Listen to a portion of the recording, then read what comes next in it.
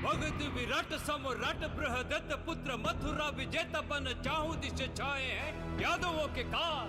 यादवों के काल बन अंधड़ कराल, जाने कितने ही शत्रु दल मार के गिराए हैं झुकत पहाड़।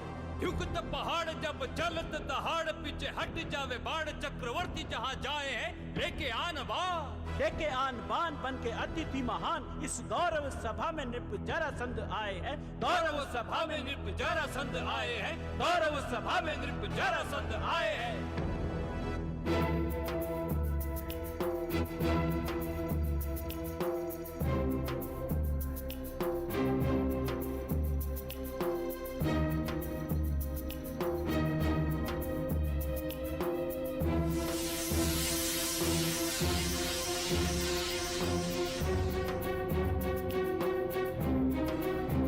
ऋषिवर, आपकी निश्चित की हुई परीक्षा विरोचित है।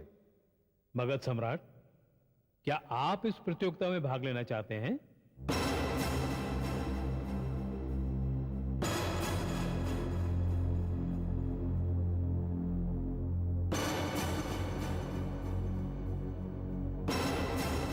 अवश्य।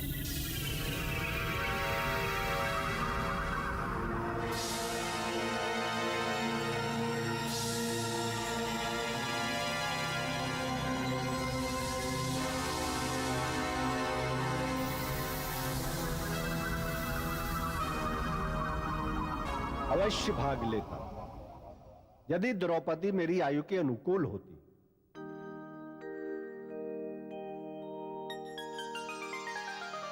परंतु ये तो मेरी पौत्र वधू बनने योग्य है, इसलिए मैं ये अवसर युवाओं को देना चाहता हूं। राजकुमारी, मैं तुम्हें आशीर्वाद देता हूं कि आर्यावर्त का सर्वश्रेष्ठ धनुर्धारी पति के रूप में तुम्हें प्राप्त हो।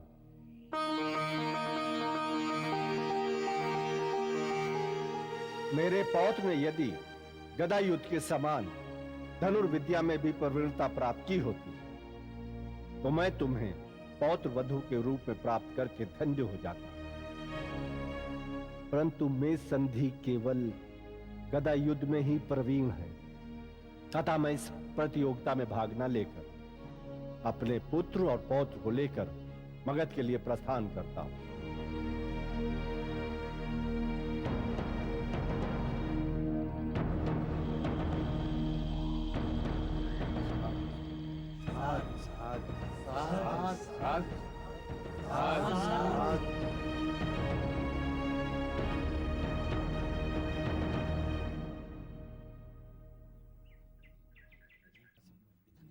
क्या समाचार है भीतर का? चेदी नरेश शिशुपाल शून्य। मध्य नरेश शल्य भी शून्य। क्रोध करने से क्या? महाराज शालू भी शून्य। चलिए अब किस बात की प्रतीक्षा? मगध सम्राट जरासंध भी शून्य। विनाश काले विपरीत बुद्धि जब धन लगाया था, लगाना ही नहीं चाहिए। तब तो युवराज दुर्योधन की विजय निश्चित है।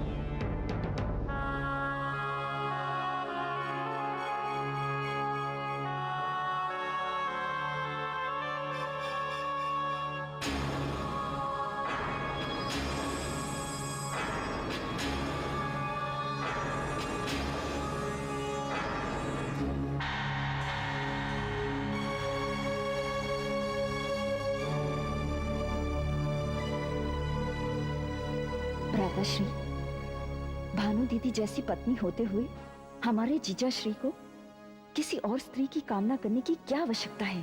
भरत वंश की बेल कुरु बट वृक्ष की डाली, अरे भरत वंश की बेल कुरु बट वृक्ष की डाली, गांधारी धृतराष्ट्र पुत्र भीषण बलशाली। चौड़ी छाती वज्र, अरे चौड़ी छाती वज्र विशाल भुजाओं वाले, जंगा कठिन कठोर गदाधारी मत वाले। है बलराम द्रोण के अनुपम शिष्य सुदर्शन, है बलराम द्रोण के अनुपम शिष्य सुदर्शन। ये है राजकुमार हस्तिनापुर दुर्योधन, ये है राजकुमार हस्तिनापुर दुर्योधन।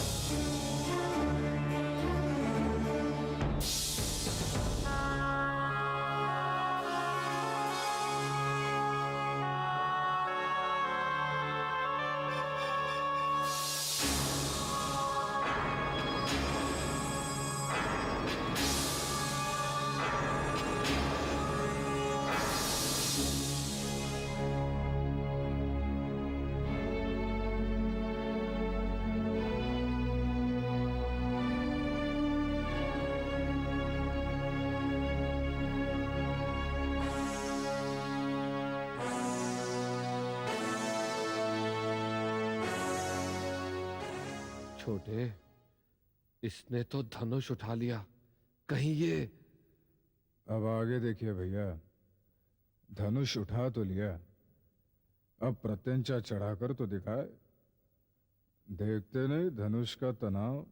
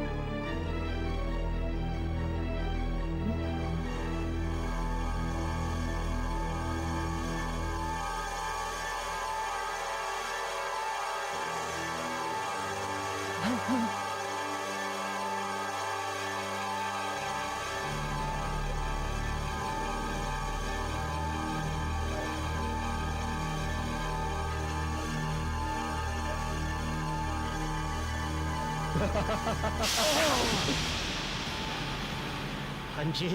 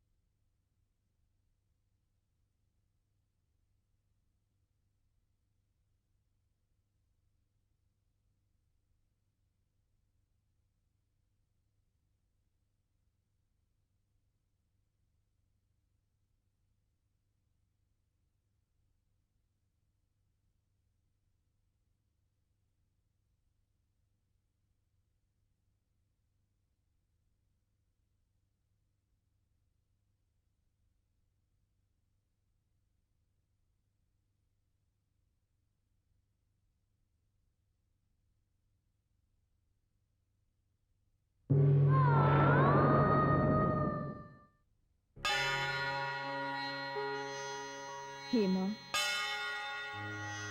मेरी आपसे यही प्रार्थना है कि मेरे पति का अपमान मत होने देना। उन्हें पग पग पर लांछन और कलंक मिला है। आर्यवर्त के इस सबसे बड़े स्वयंवर में मेरे पति उपहास का पात्र ना बने। मेरी यही मनोकामना है मां, यही प्रार्थना है।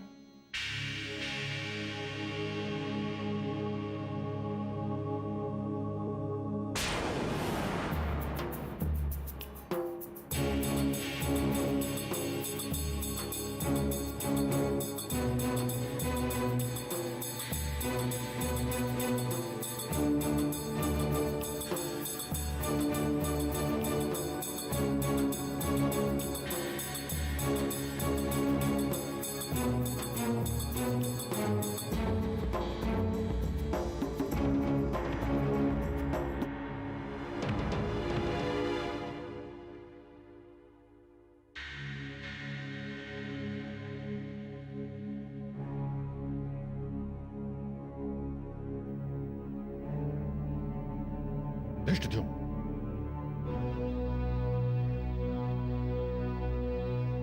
अंगराज कर्ण, स्वयंवर के नियम अनुसार प्रतियोगी का उत्तम कुल का होना आवश्यक है।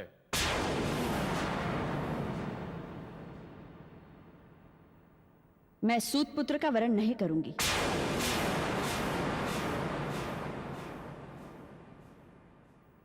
परंतु यह तो अन्याय है। प्रतियोगिता धनुर्विद्या की है, ना कि जाति या कुलगोत्र की। क्या बात है वत्स, क्या समस्या है? समस्या आज की नहीं है, सहस्रों वर्ष पुरानी है ऋषि। इस समस्या का बीज महाराज मनु बो गए थे। यदि इस प्रतियोगिता में केवल कुलीन व्यक्ति ही सम्मिलित हो सकता था तो इसका उल्लेख निमंत्रण पत्र में होना चाहिए था, परंतु ऐसा नहीं था। इसलिए अंगराज कर्ण को इस प्रतियोगिता में भाग लेने के अधिकार से वंचित करना न केवल अन्यायपूर्ण है, बल्कि इनका अपमान है।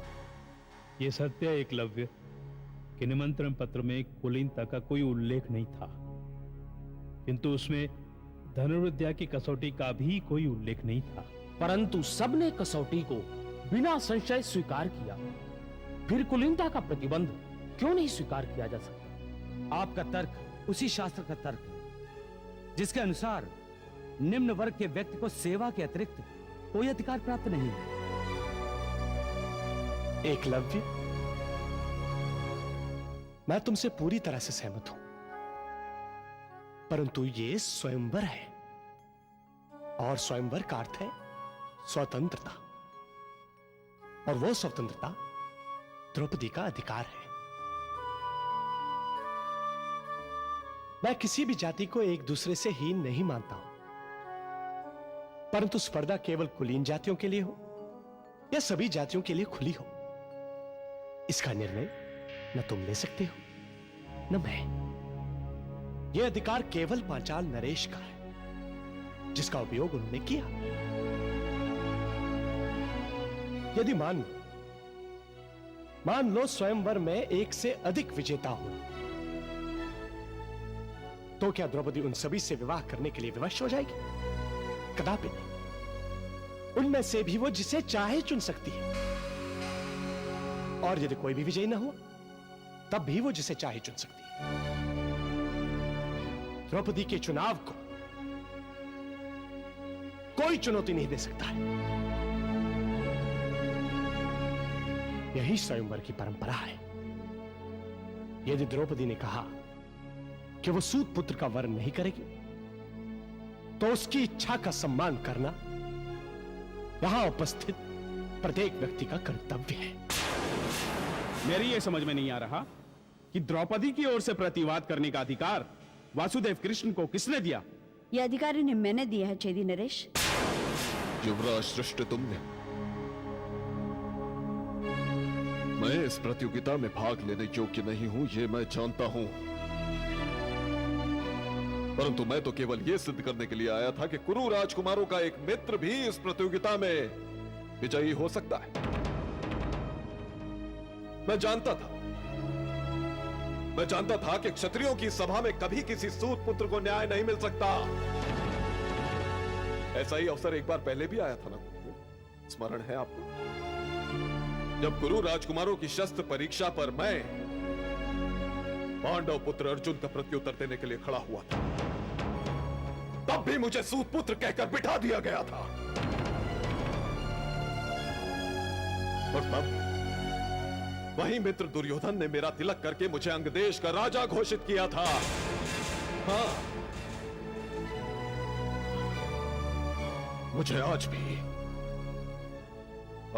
भीम का कटाक्ष स्मरण है मुझे भीम का कटाक्ष।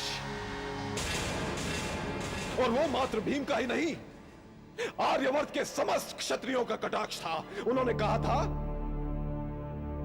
कि अभिषेक करके किसी सूत पुत्र को राजा तो बनाया जा सकता है, परंतु उसकी धमनियों में राजवंश का कुलीन रक्त प्रवाहित नहीं किया जा सकता।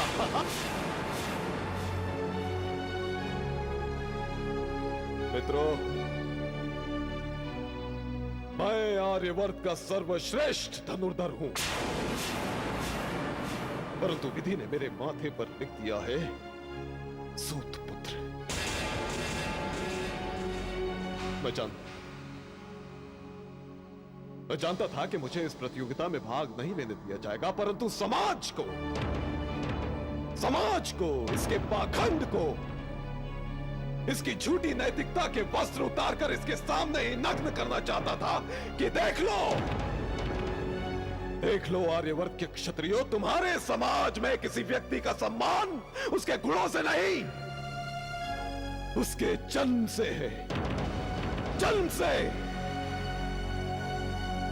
और तुम्हारा यही अपराध एक दिन पूरे आर्यवर्त को खंड खंड करके रख देगा।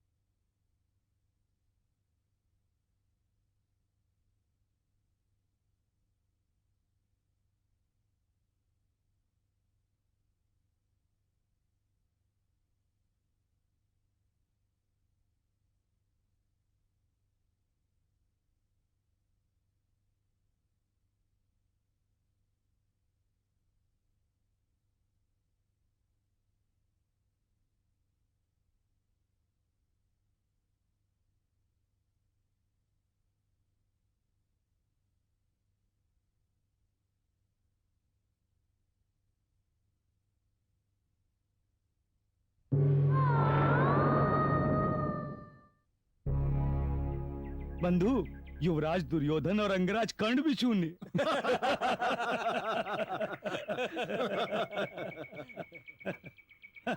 जब सभी शून्य हो गए तो शेष कौन रह गया? अभी अश्वत्थामा शेष हैं।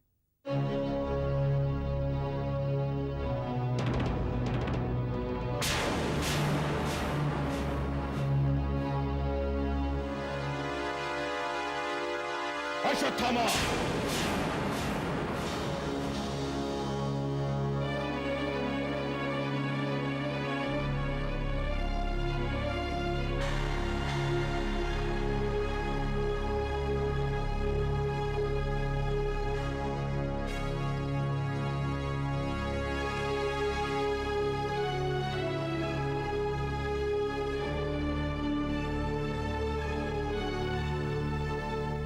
आश्चर्य है आर्यावर्त के श्रेष्ठ से श्रेष्ठ धनुर्धर यहां उपस्थित हैं, परंतु कोई भी सफल नहीं हो सका। क्या मेरी पुत्री अविवाहित रह जाएगी?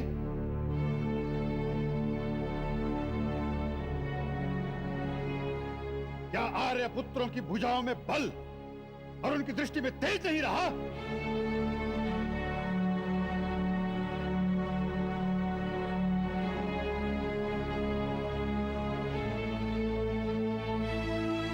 पिताश्री ने इस सभा से एक प्रश्न किया है, क्या आर्यव्रत की धरती वीरों से रिक्त हो गई है? वे उत्तर की प्रतीक्षा कर रहे हैं।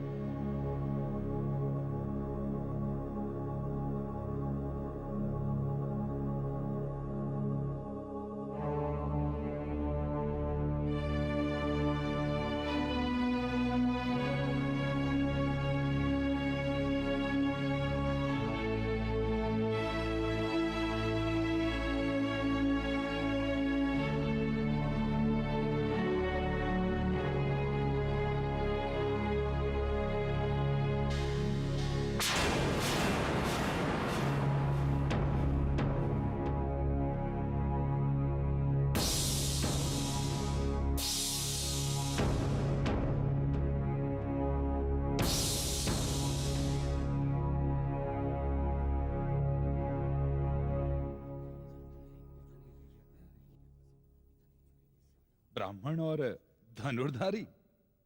क्यों, क्या मैं नहीं हूं धनुर्धारी? भगवान परशुराम नहीं थे धनुर्धारी? तुम भी तो शस्त्र धारण करते हो। शस्त्र धारण करना और बात है, सर्वश्रेष्ठ धनुर्धर की प्रतियोगिता में उतरना और बात।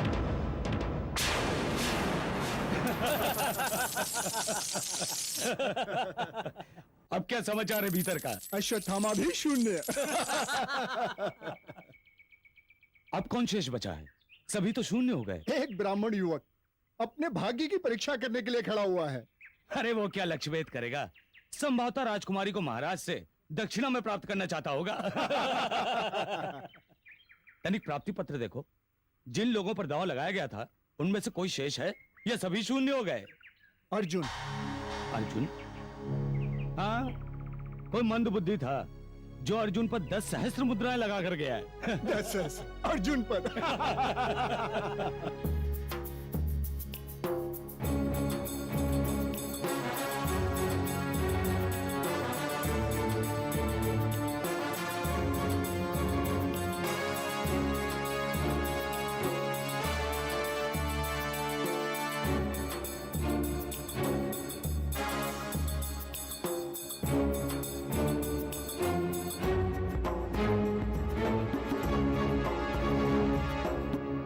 कौन हो युवक? आपके प्रश्न का उत्तर राजन।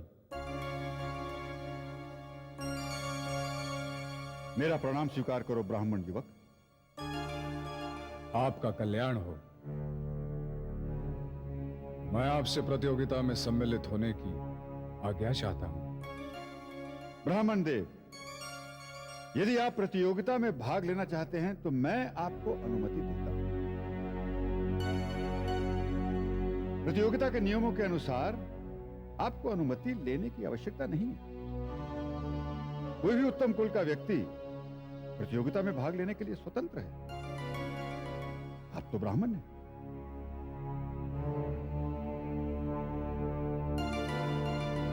विजयी भव।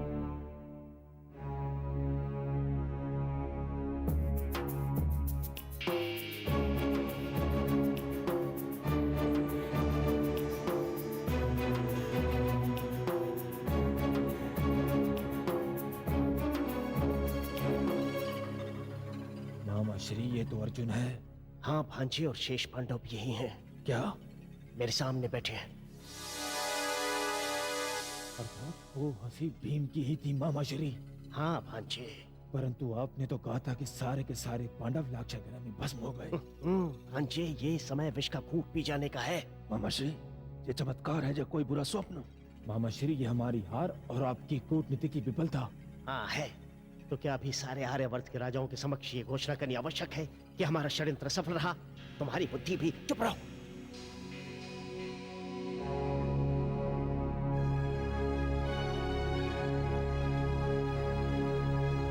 कन्हैया, ये ब्राह्मण युवक कौन है? चेहरे से तो कुछ परिचित सा लगता है। संभव है। जहां से ये युवक उठकर आया है, उसके बगल में जो बैठा है वो भी परिचित सा जान पड़ता है। परिचित सा क्यों? मुझे तो भीम जैसा दिखाई दे रहा है। भीम जैसा दिखाई नहीं दे रहा है दाऊ, भीम ही है। भीम? अर्थात ये अर्जुन है।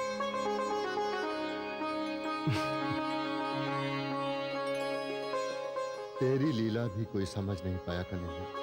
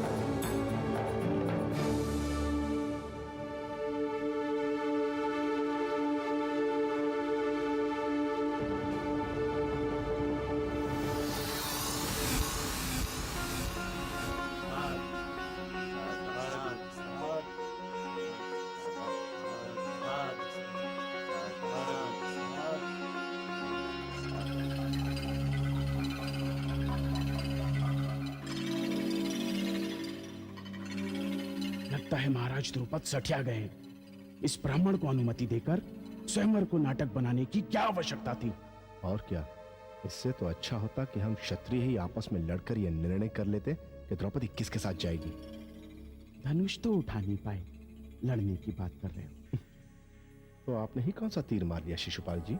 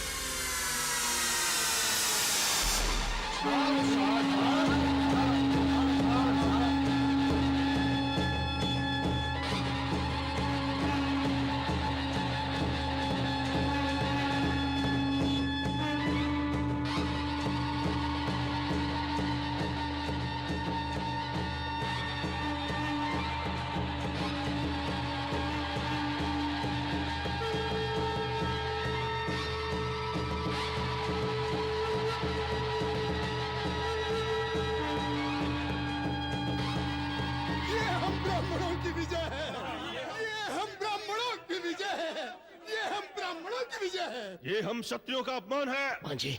क्षत्रिय राजकुमारी किसी भिक्षुक ब्राह्मण को नहीं दी जा सकती।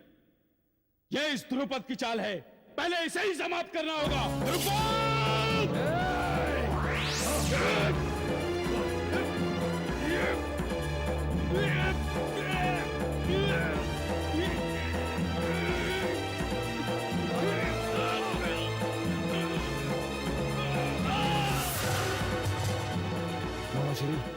पांडवों पर आक्रमण करने का यही उचित समय है।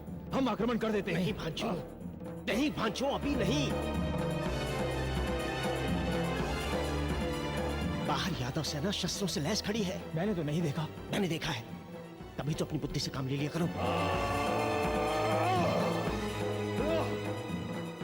मामा श्री, आपने जो बुद्धि का उपयोग किया था उसका परिणाम आपके सामने है। हटिए आप। नहीं भांचो, चला दो। नहीं भांचो, नहीं भांचो, मेरी बात मानो। सावधान, सावधान! यदि किसी को अपनी मृत्यु से प्रेम हो तो आगे बढ़े।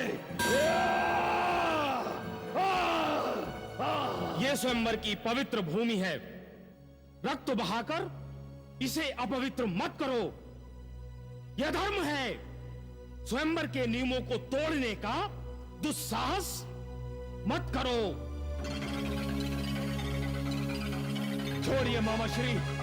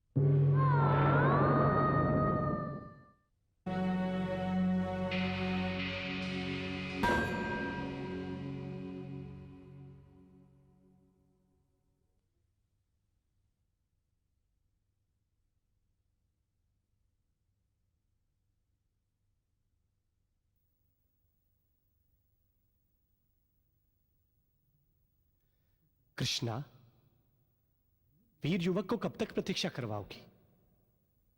उसका वरण करो।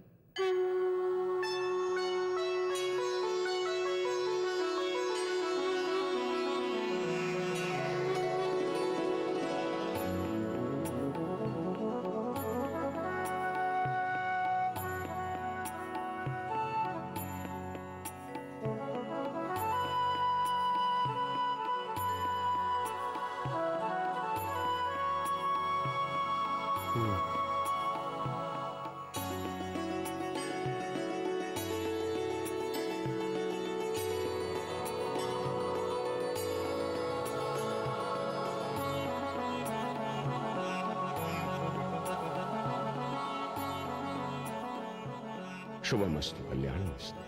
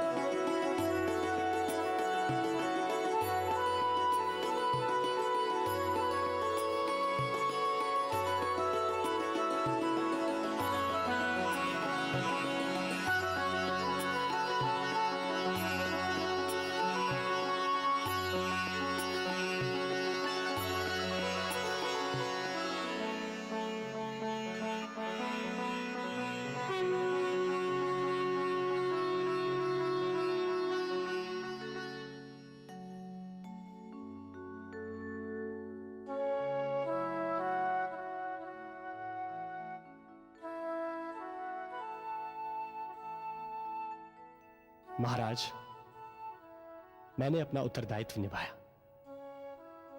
अब मुझे आज्ञा दीजिए, एक आवश्यक कार्य के लिए जाना है। उद्धव,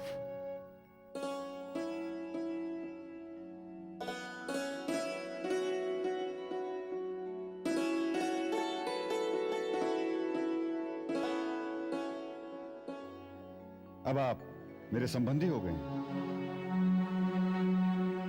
इसलिए मैं आपका परिचय जानने के लिए उत्सुक हूं। हम लोग भिक्षुक ब्राह्मण हैं।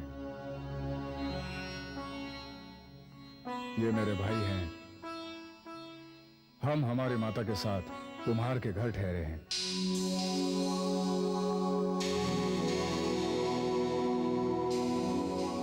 हमारी माता अकेली होगी, संभवतः हमारी चिंता कर रही होगी।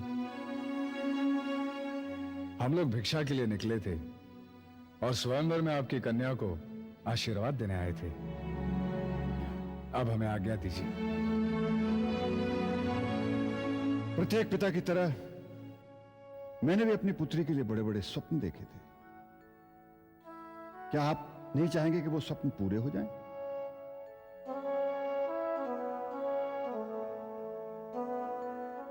मैं आपको रोक तो नहीं सकता, परंतु क्या अच्छा ना हो कि एक कुम्हार के घर में असुविधा से रहने के स्थान पर आप मेरे राजप्रसाद में रहें? पिताश्री, मेरे पति को अपना घर जामाता बनने का निमंत्रण देकर आप उनका अपमान मत कीजिए।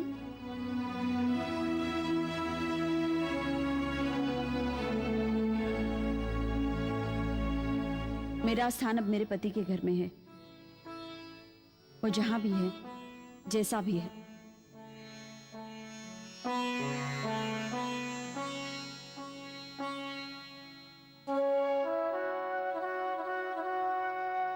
ठीक है पुत्री, तुम ठीक कहती हो।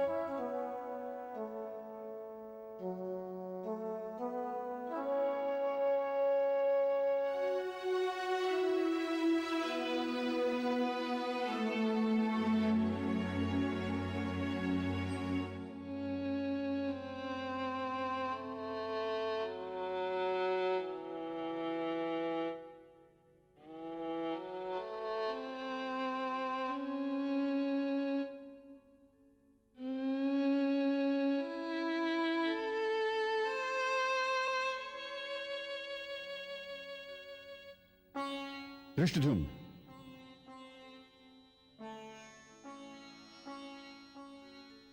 जी पिताश्री। गुप्त रूप से इनके पीछे जाकर पता लगाओ कि ये लोग कौन हैं। मुझे संदेह है कि ये साधारण ब्राह्मण नहीं। जो आज्ञा पिताश्री।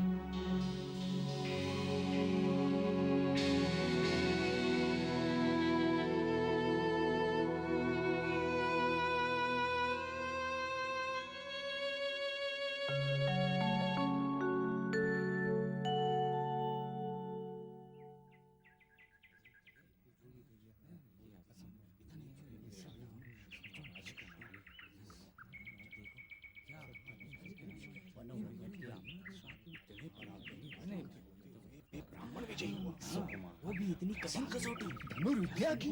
आश्चर्य है क्या हमारी राजकुमारी के राज्य में एक भिक्षु ब्राह्मण लिखा एक भिक्षु के साथ हमारी राजकुमारी क्या सुखी रह पाएंगी? कदापि नहीं। तो स्वयं भिक्षा मांगकर जीवन यापन करते हैं। वो हमारी राजकुमारी को क्या सुख देंगे? बड़ा अनर्थ हुआ।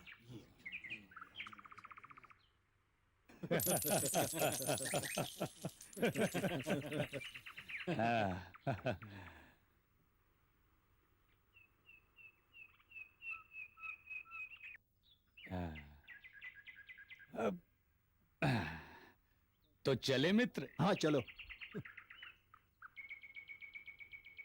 ठहरो मित्र।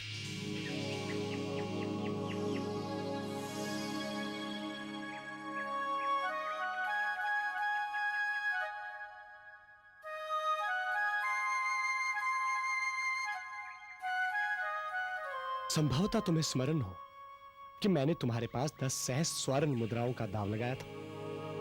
मेरे पास कदाचित ये प्राप्ति पत्र तुम्हारी स्मृति लौटा लाए। ये प्राप्ति पत्र तो मेरा ही है, परंतु ये तो अर्जुन के नाम पर है। हाँ मित्र, मैंने अर्जुन पर ही दाव लगाया था। परंतु विजयी तो कोई ब्राह्मण हुआ। वो ब्राह्मण ही अर्जुन। क्या? तो मित्र, संभवतः तुम्हें स्मरण हो कि तुमने मुझे अर्जुन के लिए 1 मुद्रा के बदले 10 सहस्त्र स्वर्ण मुद्राओं का भाव दिया था। तो सरल अंक गणित की गणना से 10 सहस्त्र स्वर्ण मुद्राओं का मूल्य होता है 1 करोड़ स्वर्ण मुद्राएं। अरे, तुम्हारा अंक गणित तो बहुत अच्छा है मित्र। पर मेरे पास तो इतनी मुद्राएं नहीं है। परंतु तुम्हारी भुजाएं तो स्वर्ण मुद्राओं के बोझ से टूटी जा रही। मैं ये सारी मुद्राएं दे दूं, फिर भी पूरी नहीं पड़ेंगी। ठीक है, जो है मैं उसी में संतोष कर लूंगा। उद्धव, ये ले लो। इससे यादव सैनिकों के 1 माह का वेतन निकलेगा।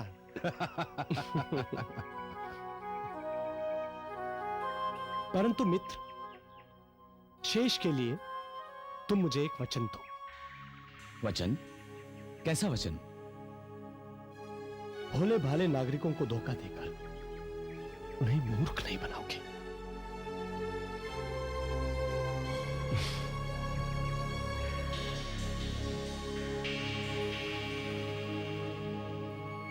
ये है कौन? मैं तो इन्हें मंदबुद्धि समझ रहा था। ये द्वारकाधीश हैं, खिलाड़ियों के खिलाड़ी वासुदेव कृष्ण।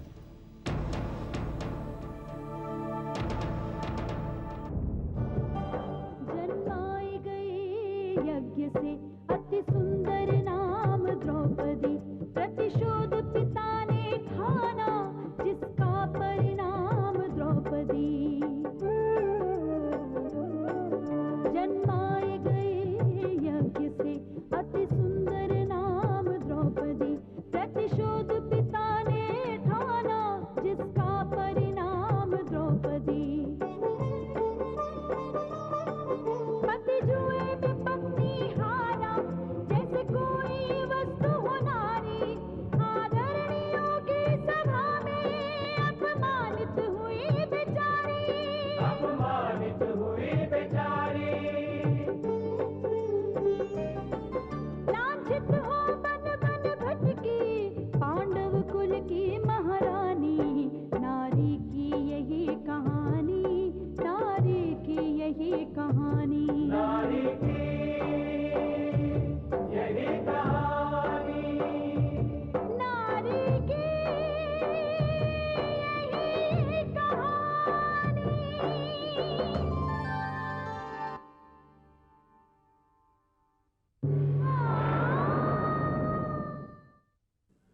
पांडवों के जीवित एवं स्वयंवर में विजयी होने पर दुर्योधन का क्रोध।